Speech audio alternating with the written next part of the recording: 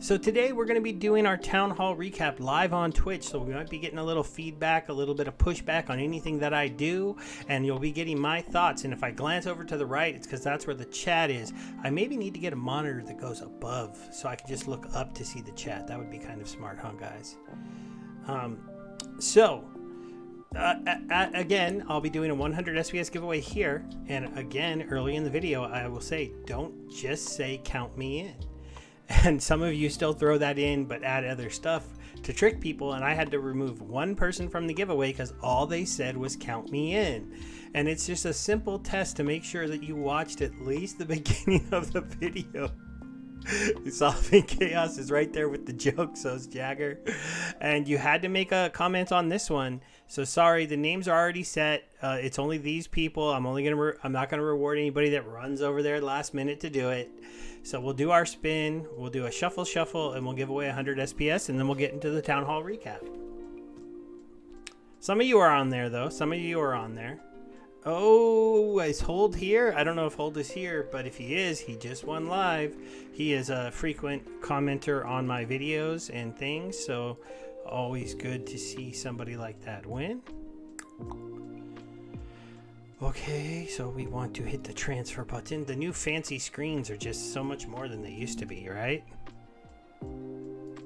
There we go. SPS going out. So yeah, once the post is up, guys, you have to go to the SPS post and you have to make a quick little comment there. And then you actually get into the giveaway. And I know some of the Twitch people are like, oh man, don't worry, you guys get chances to win the mayhem cards. So you're all going to have that chance, and you're all getting counted into that. And thanks again for hanging out with me. We'll do our first giveaway right after we finish this town hall recap. But let's get into the town hall. Now, the town hall was on Monday. It was kind of weird because it was like the most low-key, not exciting town hall that I think I've watched in a while, right? Because we had basically Investigator come out, and he started talking about like a really small update that wasn't, you know, not much coming out. Not much came out this week. There was some ability to lock titles. There were some better perimeters for the marketplace and some things that were going to let some of the third-party people do some cooler things, but they didn't really tell us what. And they did some hot fixes last week that had to do with the promo sale, making it easier to track when currency is spent and number of vouchers used and stuff like that. And so, you know, it was a pretty mellow update. And so Agrid even said this is kind of a mellow update, and it's like, yeah, it's because we're really pushing to get a lot of things done. So the fire came when Chatter hit the screen, and Chatter actually had a pretty good video. So we talked up the chibi dinos, and this new thing, I'm not sure I'm pronouncing it right, guys, but it's Invenium, I believe is what they're calling it, the Invenium platform. And the Invenium platform is very exciting. Why is it very exciting? Is because they already have the Genesis League Sports platform. And they figured out that when they made Genesis Sports, the game on top of Hive, they made an SDK for it. That's something that allows them to very easily redeploy that exact same game and that exact same kind of mechanics, mint a lot of NFTs on that can be used on the Hive blockchain very easy, all these kind of things. And so now people can come to them and they can build them a game relatively quickly. Also, they can do it another way around. They can just go, here you go, here's our SDK, you can use this to add more NFTs to your project. But they also told us that when it comes to Chibi Dinos, because Splinterlands has so much going on right now, that actually Chibi Dinos made their own game, and all they're really going to be doing is putting the Chibi Dinos basketball game on one of the Splinterlands sites. Now, I'm not positive from this, but I believe it's going to be on the Genesis League Sports site, and so you'll be able to get to the game from there. But at the same time, Chibi is really talking about being linked up with Splinterlands, so maybe it'll also be something that is somewhere on the Splinterlands website. And my daughter just came in to give me a drawing, so yay, look at the drawing, everyone, just for fun. She colored it and had fun because I printed that for her. So let's go ahead and just talk about the fact that the main integration, I kind of guessed it right in my video, of the Hoop token is the ability to buy our stable coins for our 2 platforms. So now you can have people who get to play the Chibi Dinos game, and they might be earning a lot of this Hoop token, and then when they want to do something with their Hoop token, they will now have the option to spend it to invest into another game. And the so, but sorry, my daughter's distracting me. She knows I'm in here live, which is kind of funny, but she still decided to come in and say hi and stuff. But so they've made their own game. There's already been videos out there on Twitter of people playing the game, and they just want to put it, just kind of just like, here's a link. This is how you can get to our game within the Splinterlands platform. And then they're going to let the Hoop token go ahead and be used to buy credits, and it probably be able to buy the stablecoin GUSD within the Genesis League game. So what this has the opportunity to do is bring any of the people who decide to get into their game into our ecosystem, and they are able to get our NFTs. But if the other option that it gives to us as players, as Splinterlands players, and I shouted this out on Dwayne's live stream the other day, is I took a $150 risk of picking up one of their NFTs, and it was only $150 because gas is so ridiculous on Ethereum, that now I get to play the Hoop game, I get to make Hoop tokens, and if I want to, I can buy credits with those. All I have to do is farm $150 worth of their token from playing their game to break completely even. But that's not even what I have to do. If their game is popular and their NFT goes up in value, then I can maybe make $50 or $60 for the token and then just resell it for $150, or for like maybe 0.1 ETH instead of 0.5 ETH, and then I've made a lot of money. So this isn't a risk that I was willing to take, but I have some Ethereum, and I know a lot of the Hive people don't like Ethereum, they don't like fees, so I'm not really expecting all of our players to be willing to go and do that. But Brycent is a pretty good, pretty big person on Twitter. Let me see if I could find this really quick. Brycent, I'm following him, give him a little shout out. You can see him here with his 192,000 followers, and he did a video and a promo playing I used this same one, and he retweeted that before for us right here, with the, see, he's retweeting Chibi Dinos, and he played it. And it right now it's coming out. This is just the first form of their game. You just play and you try to get a high score, and you try to get on the leaderboard. And then once you're on the leaderboard, you have a chance to win some Hoop token. And then the thing they announced today that is kind of interesting is you can own multiple dinos, and you can literally, if you're really good at the game, you can place first, second, third, fourth, fifth if you have enough tokens, right? So. And Crypto A Space has got that meme coin that I got, so good job there. So this is to me a fun looking game, clean graphics, it plays well, it has these, like, as you can see, you got to dodge like meteors coming out of the sky that I'm sure if those hit you, it ends the game, and you got to score as many points as you can with the timer. You got to go find bonuses. It looks like it should be fun, and I'll feature playing it. And I'm only talking so much about another game because of their partnership with Splinterlands. Hopefully some of those players come into our ecosystem and they're like, you know what, guys, oh, is that why no one here? That's right, the Laker game's on. I'm actually battling the Laker game. And they come and look at this market, and they go, you know what, these NFTs look pretty interesting. This game looks pretty interesting. They're a partnership of my project. I want to support them a little bit. I will come in, I will buy myself $100 worth of credits, and I will come and buy these cards. That uplifts all of our stuff if a few of them decide to do that. And the reason why some of the bigger players who do really well in their tournaments, or who earn lots of Hoop tokens, might decide to do that, is that when you convert it into credits or GUSD on the Genesis Goals site, you're not hurting your own token, because those tokens are going to Splinterlands.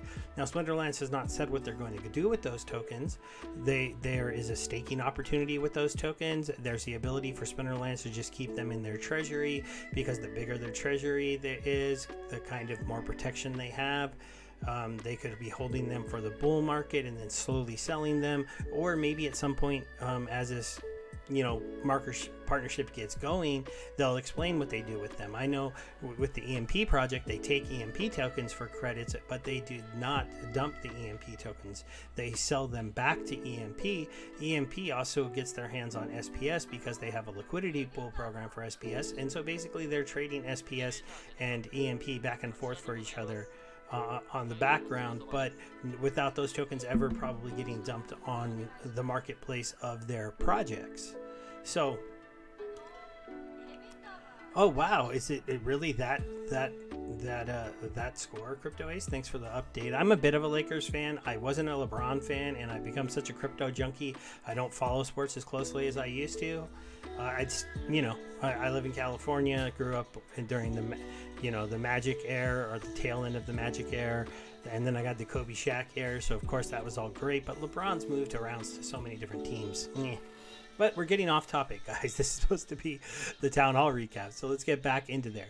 So now that we went over, like, that was the big fire of the whole thing. It was showing like we're bringing a pretty good game that was built on Unity into our system. We're going to show people that you can bring it into our system.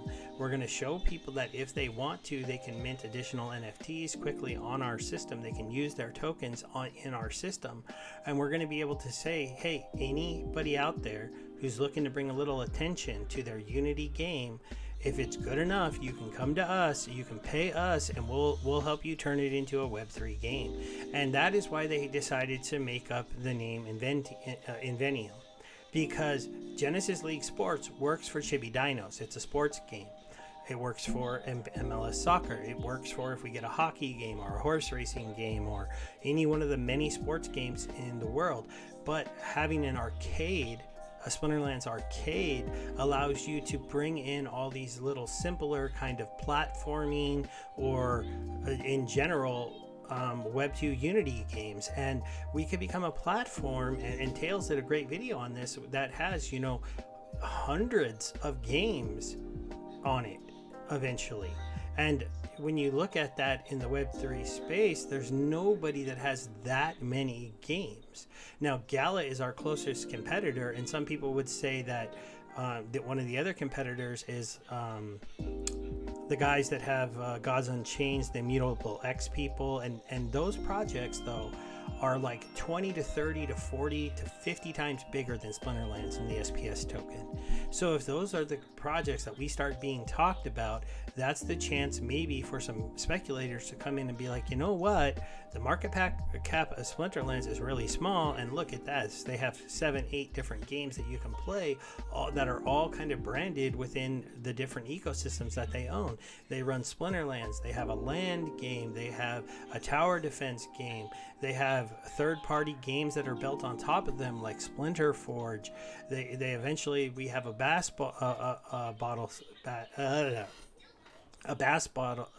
battle system, and there's all these different things, and that could open up us from being a Web3 game to kind of like a Web3 publisher of games, or somebody who's known for really just putting out a ton of content.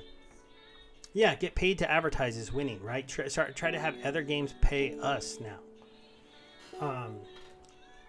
Did they remove? I don't know. I'll check that in a second. Whether or not you can still get credits with a credit card. I know. I thought you could with PayPal, and you can use a credit card through PayPal, so that's supposed to work. But I know they've been having some problems with that, and they've been working on it. So, one of the other things we found out during the town hall, this one's almost a little bit worrisome, is that retention has not been really good. They found that if somebody comes into the game and they sign up and they place 10 battles and they lose 6, they usually quit. That's not good. So the fact that they've reworked the beginning of the game and put those really crappy bots in is probably going to help with that. But they are saying that basically that they're going to be looking at some different ways and make sure they're spending their money smarter. Because the one thing about Splinterlands, it is a pretty big project. It's been #1 in the DApp spaces. It's been very big. And you know, if you're in Web3 and you're into Web3 gaming, there's a chance you've heard about us. And so us constantly sending messages to those people aren't as big, but they are starting to look at maybe taking some more of this budget and do what they're doing with Chippy Dinos: cross promotions, partnerships, bringing games into our ecosystem with their players, doing things like they did with the Wasner app to bring in players from that ecosystem, you know, going out to other places where you're going to find people that are maybe into different things and see if we can pull them into our ecosystem, and then really redoing that new player experience so that it's better for them, so that they can keep people in. Because if they can keep you in just for a week or two, you usually stick around for a long time, but a lot of people aren't even making it that long when they come here, which is very disappointing. You know, they do say that they're doing better with SEO scores and with backlinks and all of those kind of things, so that's pretty good. So we'll have to see if they can do this. But we do all know, you know, Splinterlands, for a game that has 70,000 accounts playing it, not that many people watch Splinterlands TV. Not that many people watch my YouTube videos. More people watch the better YouTube videos by Tails and Dwayne. I admit my content has been dragging a little bit lately. My job just got extremely busy, and they made me go into the office again. So I don't have the same time I had in the past to do the research and really dive into things like I used to. Hopefully, I'll get back to that eventually, but YouTube doesn't pay the bills, guys, and neither does Splinterlands TV, unfortunately. They just give me a little bit of extra crypto money. So we'll see what happens. With partnerships, they said one of the big things is that Beth is back. She was on maternity leave, and she's going to be taking over managing that. Having a person that they really trust in that position, it should help this just grow and grow and grow. So they went over that kind of stuff. They did say also that they've been conducting a lot of surveys on behalf of the company, and they're trying to make sure that they see that you know, they need to make sure all their gameplay is fun and fresh. And so one of the first things after Land 2.0 I think they're going to be working on is getting us some different game modes within the game, so that it's not all about, you know, competing in ranked. It's not all about competing in tournaments. It's not all about playing the best players at the best level all the time, but giving us some more fun things. So that's where they went over new game modes, and they want to make sure that they're very popular, you know. You know, and they wanted to say, you know, like they've all said, we need to get through June, we need to get GLL out, we need to get a lot of this stuff they've been working on, and then they're going to have the, you know, hopefully the opportunity to go out there and bring some more people in to look at our stuff and make some better partnerships. This is where they went to the arcade colony that we talked about this already, but they're talking with Unity, and it's a fork of the Gala game system, so it's easy for them to make it. They called it Invenium to allow people built in Unity to build here. And the good thing here is if they can go to the Unity people who run dev workshops and will teach people how to code in Unity and be like, we want to be your partner to let people who are learning Unity and coding games to come here and put their game into a Web3 platform, and we can offer it all here with very low fees and the ability to mint things very cheaply. It could grow to be something pretty special. Weird Beard's section this week was actually a little bit shorter. He talked about a cool Ghost Card tournament coming up this Friday.